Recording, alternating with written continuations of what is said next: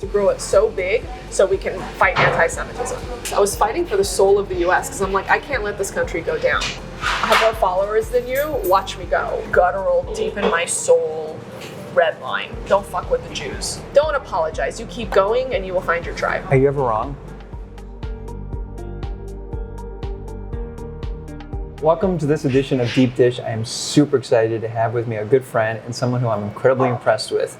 Dr. Sheila Nazarian is not just one of the best plastic surgeons in the country, she's also a TV star with her own program called Skin Decisions, and as well as one of the most well-known activists in the country right now. So I'm here to find out why Sheila is who Sheila is. All right, what I really want to get to, and the last 20 minutes I've been spending time asking you about you and where you came from and where you grew up and your background and your high school boyfriends and your friends and your my non-existent high school boyfriends. Yeah. And your ability to not take shit and do what you want to do and just be I am who I am has led you to where you are now. Yes. And as of now, you've got to be one of the most recognized political activists. Not just, you're not just known for your skill set as a surgeon and as a TV star.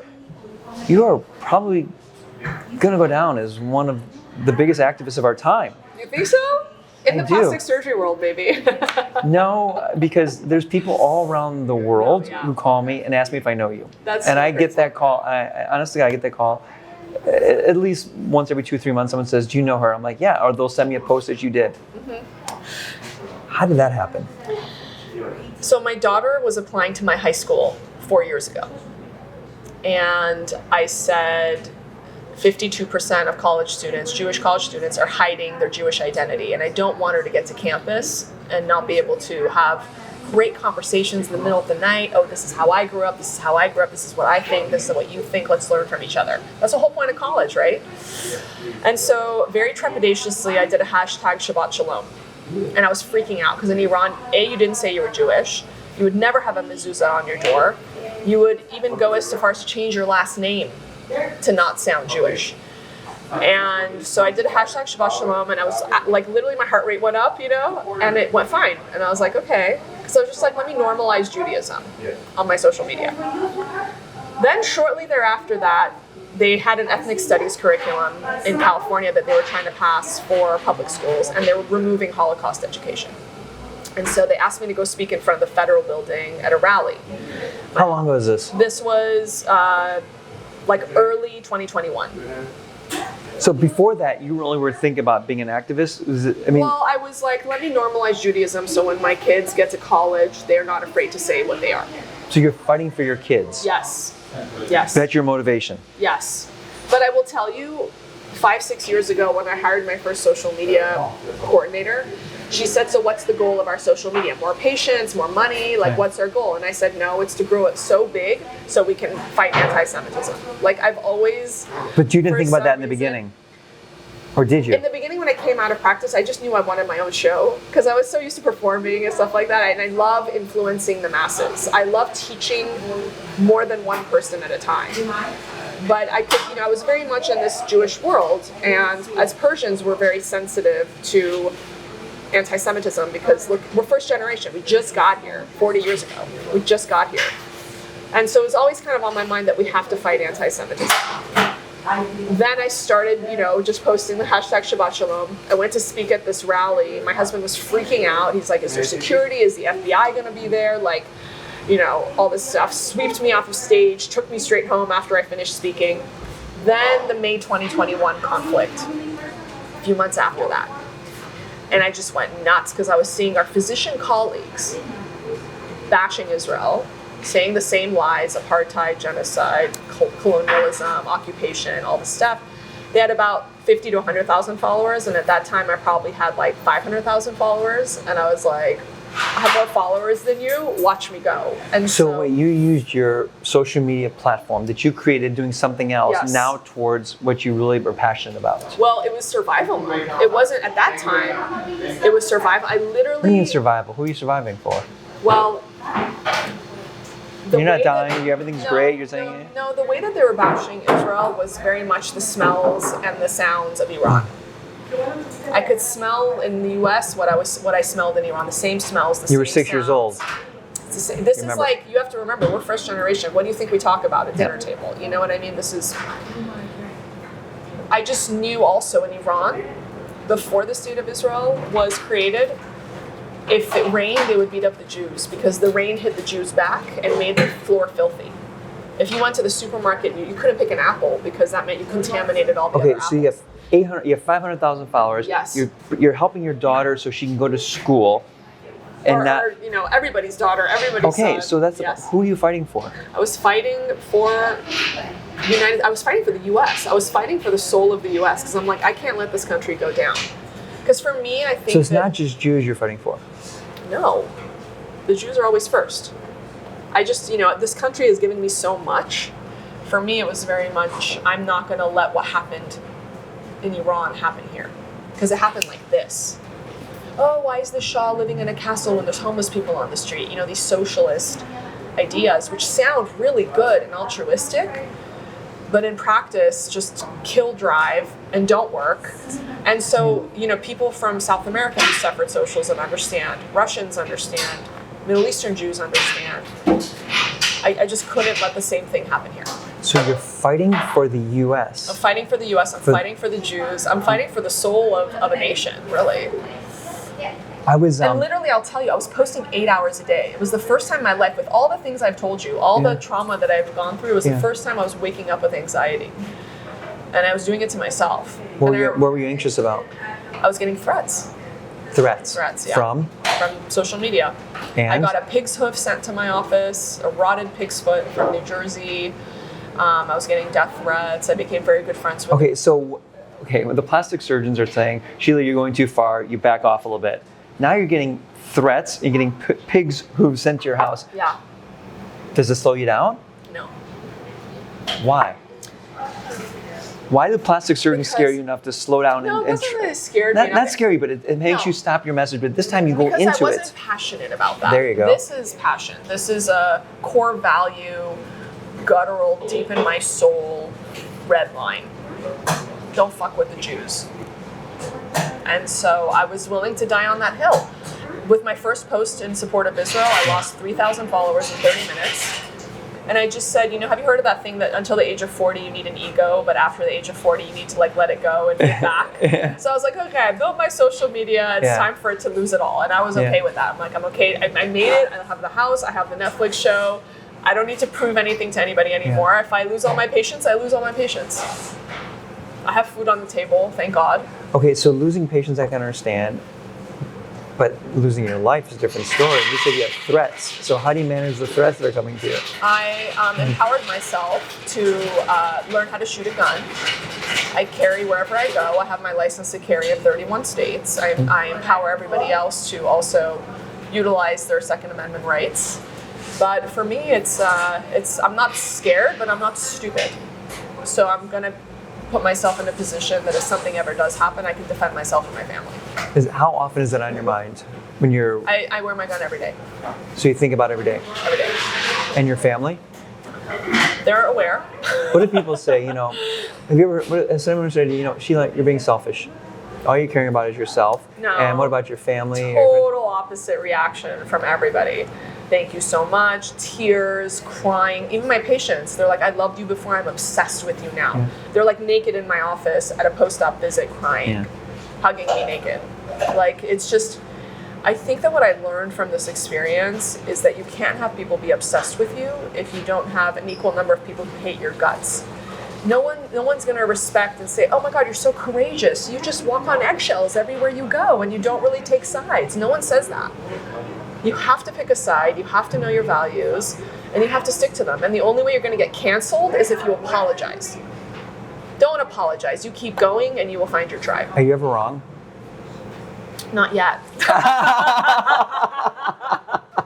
Ask my husband. Nope. But I'll tell you, I don't get this passionate until I've read stuff, I'll go read it. Even if somebody on Instagram challenges me, the beauty of Instagram is you're not in a face-to-face situation. You can say pause, go read about it, get your data, and then come back and be like, here's some data. Here's why I think what I think. Where do you get your news from? Everywhere. I love X. I think News Nation is very balanced. Okay. But I watch all of it. I watch the CNN. I watch the Fox News. You know, I love Barry Weiss's Free Press. Yeah, I do too. Amazing. Yeah, she's great. But she really started stepping it up too after October 7th. Yeah, she did. Yeah. You and her should get together on a program. That's for sure. I know. It's very much. What about Al Jazeera? You ever watch it?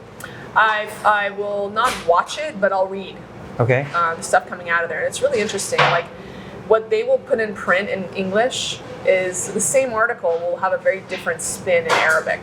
Like, it'll say something about the Holocaust in English and not doubt that it's happened, but the same article in Arabic will be like, they're saying this about the Holocaust. Is it true?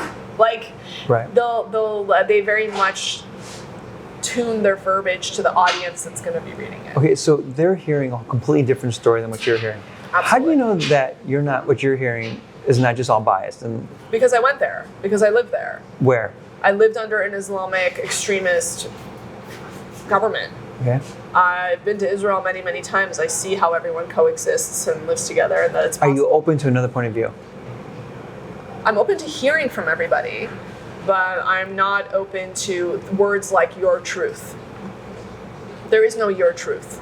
There's the truth and your feelings about the truth. So the truth is absolute to you? Correct. That's why it's the truth. You don't believe the truth has any relativism to it? No, your feelings can have relativism. But the truth is the truth. It's like rape. Is rape wrong, or is it in context? No, rape is wrong. I would agree. Okay, but a lot of college students are saying resist by any means necessary. Okay, are you open to changing? Have you ever changed your mind on any of your strong political stances?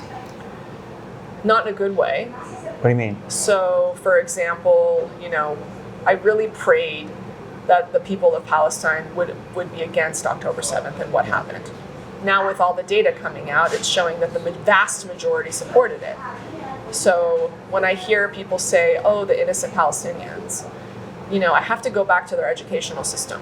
What have they been taught? Do we have the same core values? You know, and what's unfortunately coming out more and more is even the most essential core value of life, valuing life. Do they value life or martyrdom? So the more I read sometimes, the worse it is.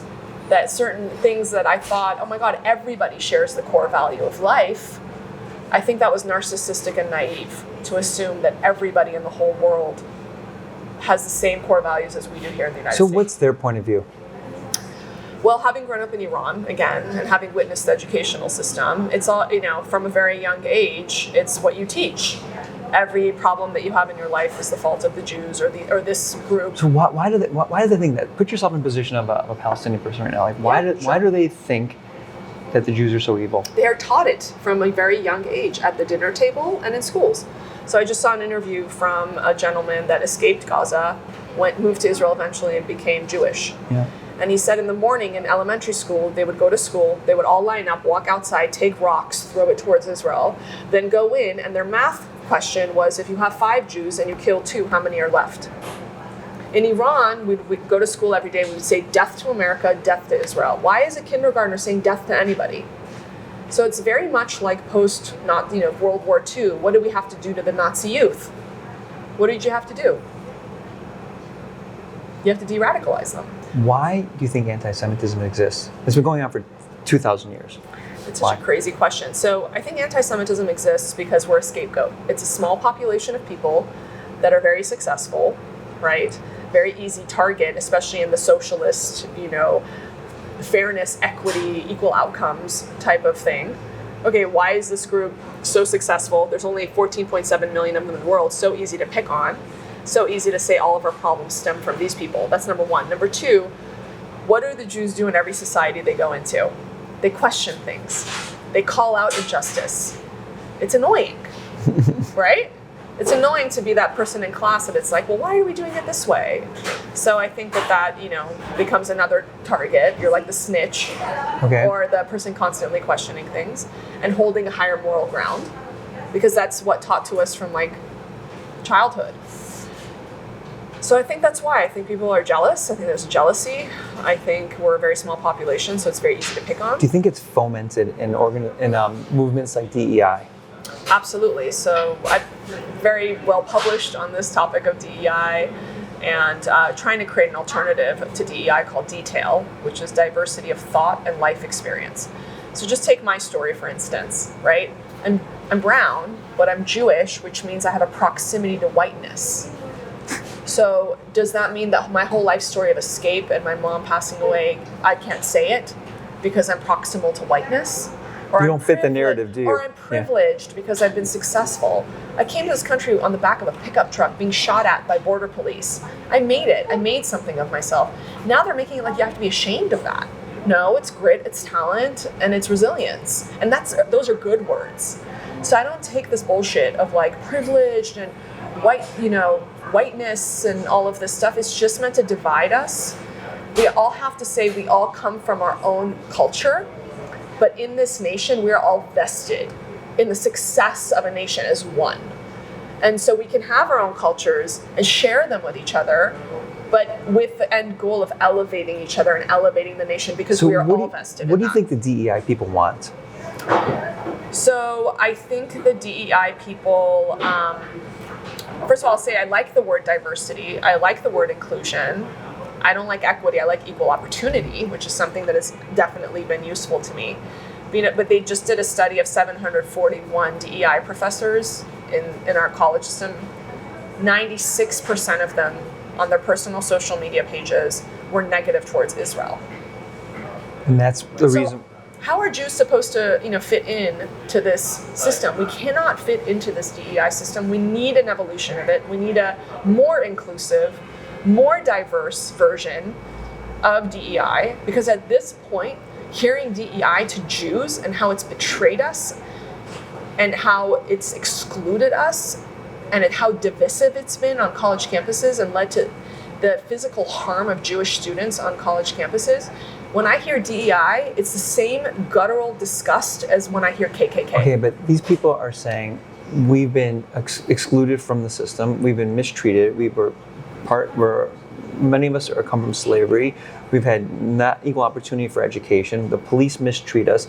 Do you think they have nothing to... So actually, if you look at the police data, you'll see that the police have killed proportionally more white people than black people. And this is actual data.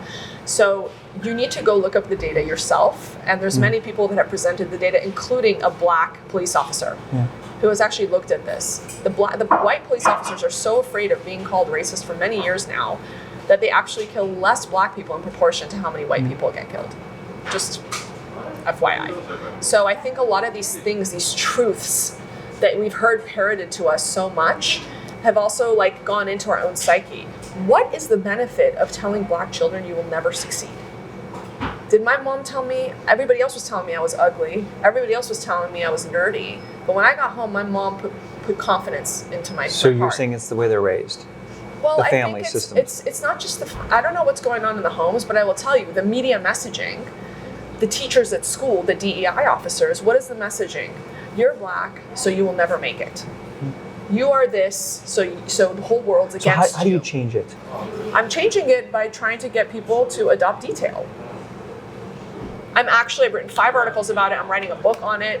I have 6 pillars of DTALE. Okay, so you're a plastic surgeon, busy following, the model surgeon, you have the skincare line, you have... but I'm just telling you... And now you want to change the politics of the country, and you're fighting for the country, and DTALE is going to... DTALE is going to be my contribution and one of my biggest legacies to this country. Yes. And I will tell you, I've brought in black DEI officers who were fired for trying to include Jews under the DEI umbrella. 3 of them. Because I wanted them to help me with the verbiage. I wanted them to look at what I was writing. Do you get collaboration from them? No, just advice. Are you making more friends or enemies right now? And do you care? I'm definitely making friends, and I'm definitely making enemies. Remember what I said, you can't have people love you without having people who hate you. But I think that even the people, I don't think they hate me, I think maybe they disagree or they're uninformed. Like, for example, when I tell people who love DEI that it's hurting Jews and it's been divisive, they're like, well, my version of DEI is perfect. Right. And they also say, and I disagree that it's excluded Jews. I'm like, here is evidence. Here's a black DEI officer who was fired and is suing the school now because she was trying to include Jews. Here's 96% of How do you DEI have time to answer all these people? It's so important to me. It's almost like, men go on the stock market and they look at this is what I do. scrolling through. Now, you answer these sometimes. I do. How many hours a day? 8 hours a day? Probably 4 hours a day. 4 hours a day. I bet it's more, but okay. Yeah, so maybe. So you're spending that time answering these things. Yeah. You cannot tell me that it doesn't get to you somehow. I would say it gets to my family more than it gets to me, because for me, I really feel like I'm saving the world. Like that's like I'm putting a man on the moon right now. Like I feel so much purpose. I feel the wind at my back. I feel God's right there with me. I just feel like this is what I was meant to do. But you're taken away from your family, you said. Of course, but I think my family also understands that I'm doing it for them. How do you know? They tell me. Your daughters? But sometimes my little one will be like, Mom, I need you to put your phone away right now. And I'm like, sure, sorry. Would you want your daughter to be like you? I want all my daughters to speak their mind. Like, for example, there was some sexuality in a book that my daughter was assigned at school. She's in the 6th grade. So when I was typing an email to the head of the middle school at my kid's school, she started crying. She's like, I don't want to get in trouble. And I just turned to her and I said, listen, this is not how I'm raising you. You are the daughter of a lion, and you will ask questions. It's never wrong to ask questions. Yeah. It's never wrong to say, why is this happening? Can you explain it to me? Mm-hmm. And so I'm leading by example, but also have to remind them sometimes. So when you do all this, do you think you're taking away from your kids or your husband? No, I'm doing it for my kids. I mean, my husband... Are you sure? Yeah, no, I'm doing it for my kids. 100%. Why would I put myself Because in your this daughter's situation? like, Mom, put your phone away. Yeah, well, sometimes they want the cuddle time, Yeah. But I mean, for the most part, they're teenagers. So mostly they're in their own rooms playing video games with their friends. Or my eldest is taking 5 APs. Yeah. So she's studying. She hasn't come on one family trip this year because she just wants to stay home and study as a junior. But the 12-year-olds will say it. But I'm still very active in their lives. I go to swim meets. I'm missing one right now to be with you. I drop them off at school 3 days a week. I try to pick them up most days when I can. And it's usually 3 days a week I'm picking them up myself. So I'm very involved with their lives. And when this stuff gets to you, when you're on there and other people are saying, Sheila, you're an idiot, you don't know what you're talking about, you're stupid. I barely get that though. I literally don't even get it get sometimes because I see it. Like sometimes you get it. And you respond and you're like, you don't know what you're talking about, and why don't you educate yourself? I've seen you a couple times go back and forth. And sometimes I get it on mine. I think you've answered some of the people on me who've gone after me. Yeah.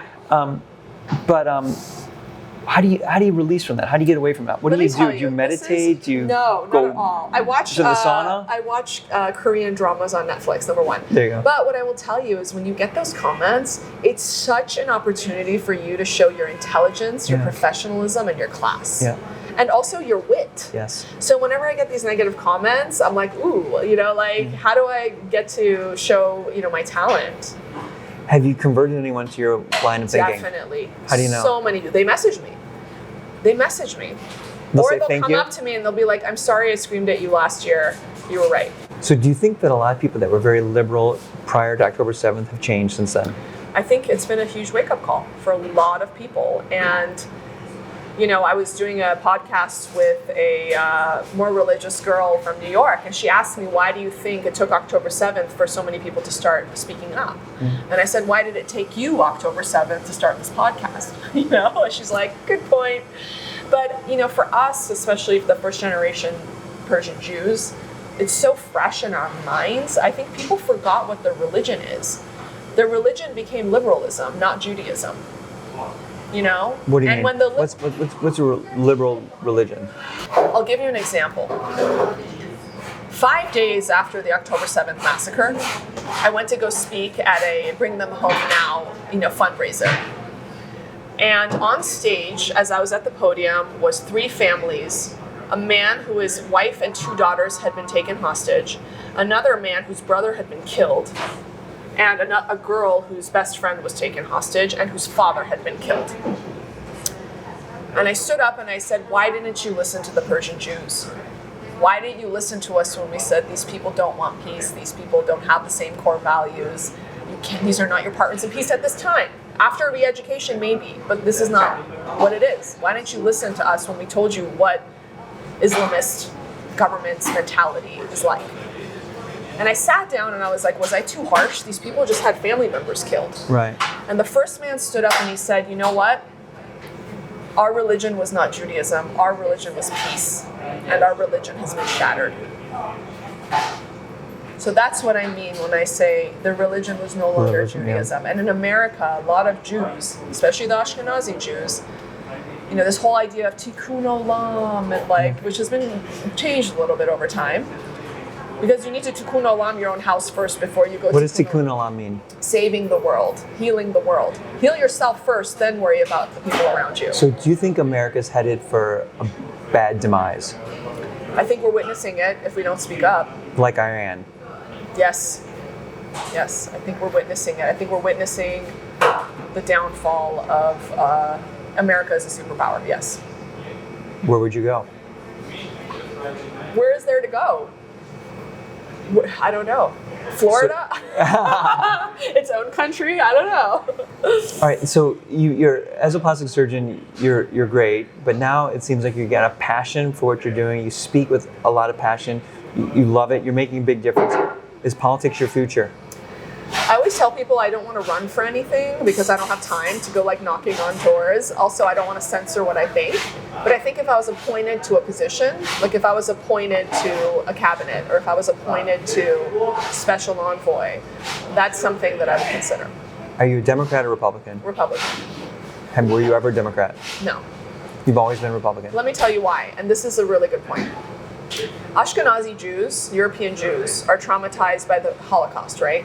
And they associate those like white supremacy and all this stuff with traditionally with the Republican Party, which I don't think is true anymore. But you know, Richie Torres, who I met this weekend, actually said it's so easy. The congressman from New York who's a Democrat. The congressman from New York who's a Democrat. He said it's so easy to be a Zionist in the Republican Party, but for him to be a Zionist in the Democratic Party is very difficult right now. Right? So I think things have changed in the Republican Party for the better, and I think things have changed for the worse in the Democratic Party, which a lot of Democrats will tell you that. Do you know Trump?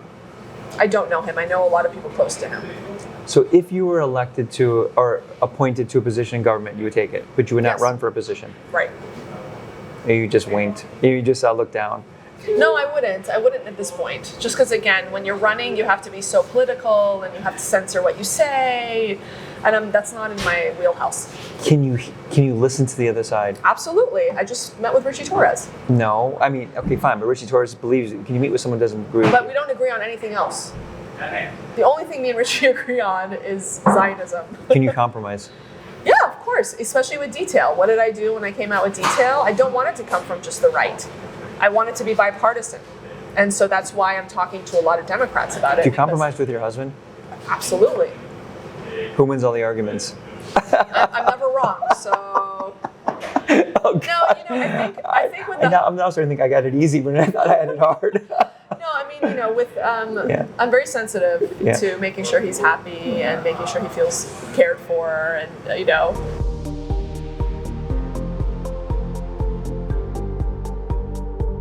For the 2 or 3 people who don't know you, which is hard to believe anyone doesn't know you, can you tell us a little bit about your background?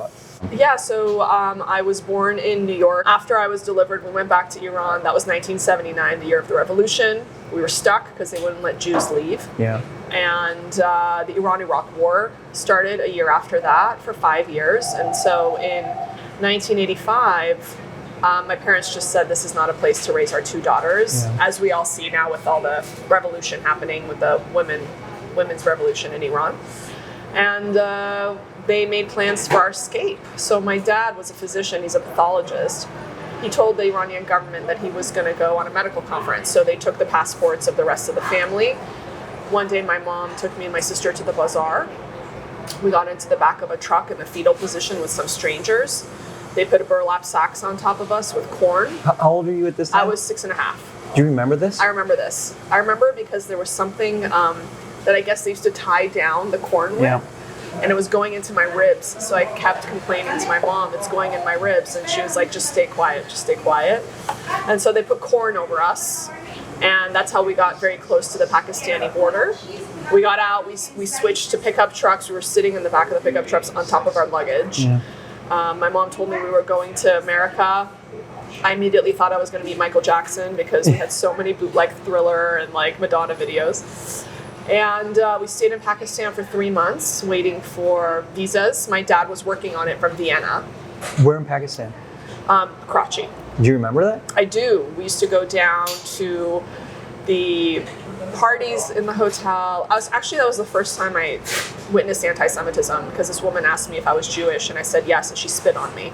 Oh my God. So, and I told my mom, and she was like, it's okay, just be quiet, like, we just gotta get through this kind of thing. Did your parents push you to be a doctor, or was that your own decision? No. You're an immigrant kid, isn't that? I'm an immigrant kid. I had like 3 jobs to choose from. It was like doctor, lawyer, or I don't know, architect or engineer. They weren't against it. They didn't push me towards it. They tried to push me towards dermatology. My dad did. My mom had passed away at that point. My mom passed away when I was 16. But my dad was like, what about dermatology? But I just loved surgery. All right, so you mentioned briefly that your mom passed away when you were 16. Mm-hmm. So you, but it's not easy. It's really hard. A young girl coming of age, I mean, that's like one of the worst things that could happen. Yeah. And you're young, so you've only been here 10 years in the U.S. Mm-hmm. How has that shaped you today? I think that it was very difficult. It was 1 year from diagnosis to her passing away. Yeah. And the thing that was the worst part about it was that she felt something and didn't want to hear the C word. Right. So she didn't go get checked out. And my dad is a pathologist. Yeah. It took him a long time to sort of forgive her for that. Right. But back in the day, the situation was that if you had cancer in your family, no one would marry your daughters because you had bad genes. That was Iranian thinking. Yes, it was a very, very much, an Iranian thing. Yeah. Or like when you wanted to get married, the family would ask you, does he have bad genes or good genes? Right. It's like still a little bit of a thing, but much less. So she didn't want to go hear cancer and then think no one's going to marry my daughters, I think. So she kept it, waited. And then when she finally went to go get checked out, it was too late.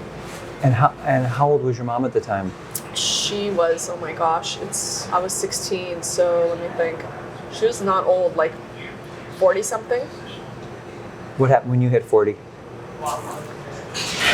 It's so funny. Like for me, I'm so busy all the time that I don't allow myself sometimes to reach into the emotional side of things. Yeah. I did join a group recently, and we meet like twice a year. We meet once a month, but we really meet in person twice a year. And we hire a facilitator to kind of take us there. Yeah. But on a day-to-day basis, there's so much going on. It's almost like residency. Yeah. You almost have to have these walls up to survive. And I think very much, I have these like survival mechanisms built in to be able to do the things that I do. So your mom, you were left without a mom at a young age when you really probably were like looking to identify as a woman.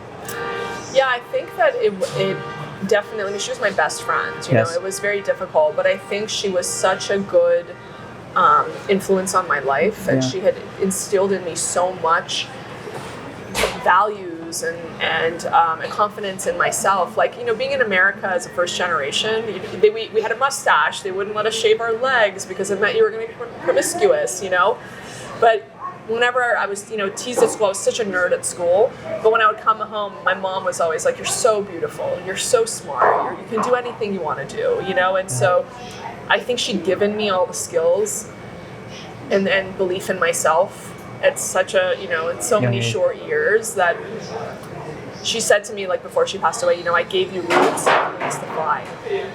So. Did you want to be a doctor to cure her? I think I wanted to be a doctor even before that, just because it was, my dad was a doctor, so it was like very much, my aunt was a doctor, my sister became a podiatrist, like the medicine thing is very much intertwined in our family, and also with Persian culture, it's very much an elite, thing. So it's almost like there's a joke, right, that the 2 Jewish moms are sitting next to each other at the inauguration of the president. One turns to the other and says, "Yeah, but my son's a doctor." Right. So it's very much, I think it's changed too. Yeah. Now everybody's like, "I'm in real estate," but it was very much a very prestigious, like, I made it, I'm a doctor. All right, but you just said something that I thought was kind of interesting. So you're the one who got teased at school. You had a mustache? I did. Can't get me wrong. We all had mustaches. It's so funny. I have a picture of one of our birthday parties. We're laying on the floor, and we're looking up, and someone's taking a picture, and we all had mustaches. Yeah. And where does your drive come from? I mean, you have this intense, incredible drive that is so unparalleled. You have a TV show, you have, you're politically very active, you have a huge practice, you have a skincare line. I mean, you run a conference that I spoke at a lot of things. Yes. You do so many things, it's hard to keep track of them all. I torture myself. I think either I've always had it, or I think with my mom passing, I just realized like life is short. You want to burn the candle at both ends and just accomplish as much as you can. Mm-hmm. The other thing too is being in America and meritocracy and seeing the fruits of your labor is such a privilege. In Iran, if you were valedictorian, they wouldn't give it to you because you were Jewish. They would give it to the next runner-up. Mm-hmm. Here, we have every opportunity. It's just how much grit do you have? How much resilience do you have? Do you have talent? How much work are you willing to put in? Right. And if all those things line up, the sky's the limit. Where I didn't have that opportunity, my family sacrificed their very comfortable lives to get their daughters to America so we would have a better life as women. I'm always impressed with those people who came here on the boat, like my dad did too. And it's Can like, you imagine? No, I can't. Yeah. And it's like they had nothing, and they came here with nothing. They didn't even speak the language, and I don't know if I could have done that in my 30s or 40s like they did. I think it's if you had to, you could. Exactly right. If you had to, you could, and they had to. I mean, there was bombs flying everywhere. Yeah. They were, hitting women in the streets if your head covering was showing a little bit of hair. I mean, that's not, where you want to raise your kid.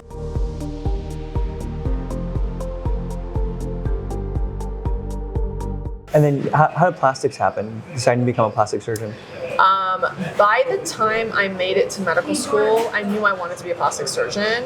And if I wasn't accepted, I would not be practicing medicine. Really? Yeah. So orthopedics you said no, then you said plastic surgery, yeah. I only like plastic surgery as a field in medicine. Was it hard as a woman to go into plastic surgery? I never felt that way. Like literally in my brain, there was zero limitations. Being brown, being immigrant, being female, none of that stuff was ever put in my psyche as being an issue. And all I knew is I had to work hard and be the first in and last to leave. And I had 3 kids during residency. I had 2 in general surgery, 1 in plastic surgery, and did business school between general surgery and plastic surgery. So there was zero limitations in my psyche. And when I hear people say that, it's almost like you've been brainwashed, like someone is trying to victimize you for their gain. There's nothing holding you back in this country other than yourself. And are you enjoying practicing? Yes, and I'll tell you why I'm enjoying practicing. I enjoy practicing because I'm not just doing that. Okay. I'm doing many other things. 2 years out of residency in my practice, I got burned out. I was like, this sucks. I was like, I'm all by myself. You're used to having your residents with you, medical students with you. Now they just stick you in an office, you get your board certification, you're like, okay, go make money. I was so burned out.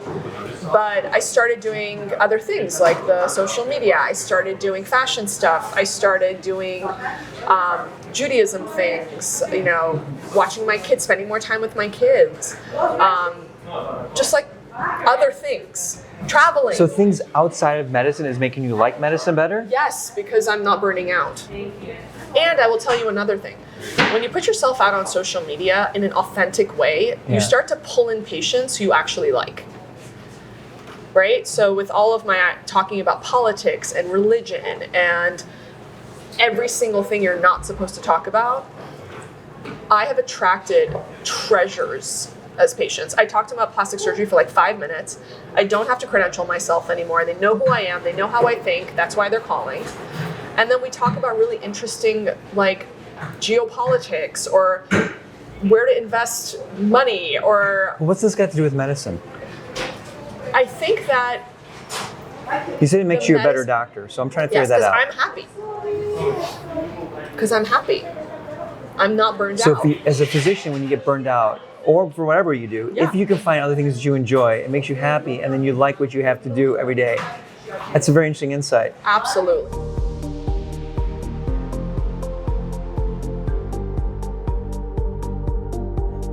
Are you a good mom?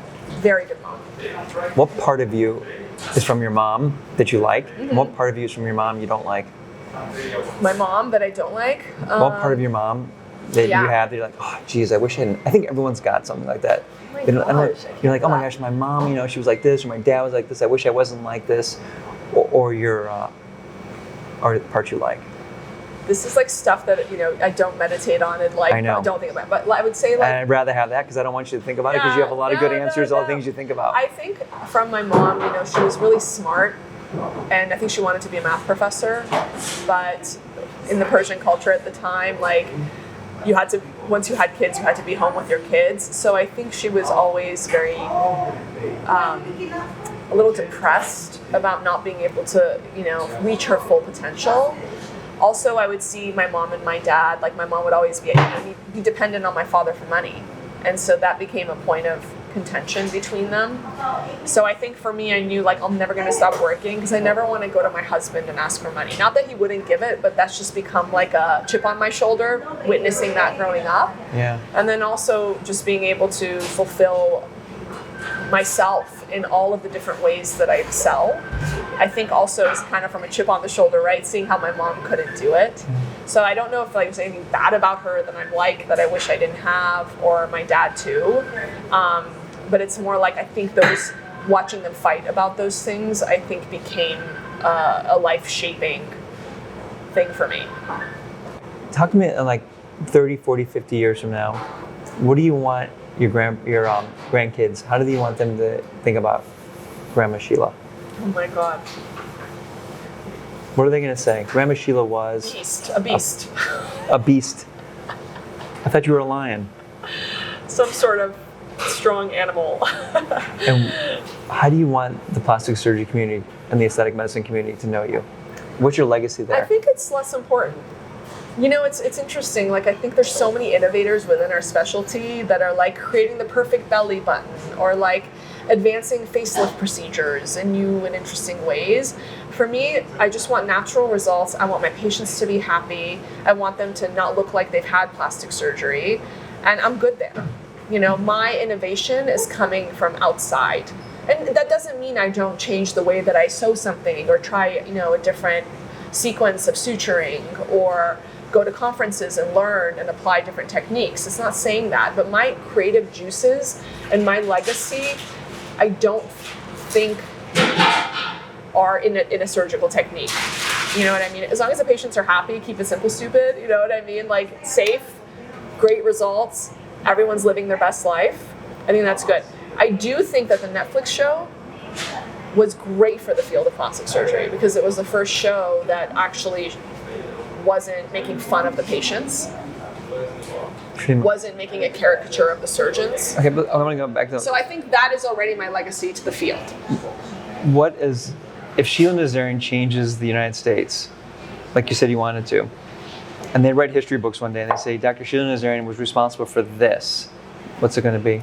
I think it's going to be either DTALE, your alternative to DEI. to DEI, which I think is going to save students on college campuses and organizations and bring sanity back to the world. But I really think, I don't know where this life is leading. It's been so nuts. I escaped from Iran. But you said earlier you want to change this country. Yeah, I want to change it for the better. What happens if you don't? God help us all. What happens if we don't? We all should be. Thank you so much for doing this. Thank you. This was awesome. Was it? Yeah, Okay, you're great.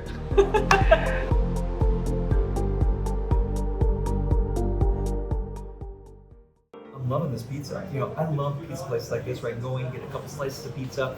It's really thin, and this is my guilty pleasure. I want to figure out how they make. Can we figure out how they make this pizza, please? Because this is fantastic. All right, so our pizza making process is very simple, very straightforward. People always ask, what's our secret? We don't got a secret. Our dough is made fresh every day. There's a mixer right there. It's probably the most important part. Over here is where we prep the pizzas. You see the dough right there. It's folded over. This dough right here is ready to go, and it's always hand tossed. Always. Right after that, we bring it over here to this station. The dough gets cut up into the right size, and our chef puts the proper ingredients on the pizza, and it gets thrown right into the oven. Right after that, take the pizza out the oven, box it, and you're good to go. It's that easy.